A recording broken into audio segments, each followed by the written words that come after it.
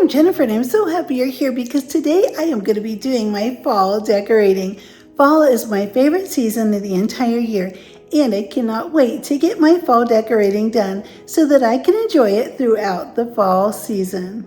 Before we get started decorating, be sure to hit the like button and subscribe. I'm going to put a pumpkin bread in the oven to bake. I'll show you just how easy it is, and then while it's baking, we'll do our decorating. For our delicious pumpkin bread, we're going to be using a regular spice cake mix, and we're going to be using a 15-ounce can of pumpkin puree. We'll mix the two together and get them baking in the oven. Once we mix these together, we'll put them in a buttered loaf pan and bake it on 350 until a toothpick comes out clean. The first thing I always start with is my wreath. It's always my inspiration for whatever season I'm decorating.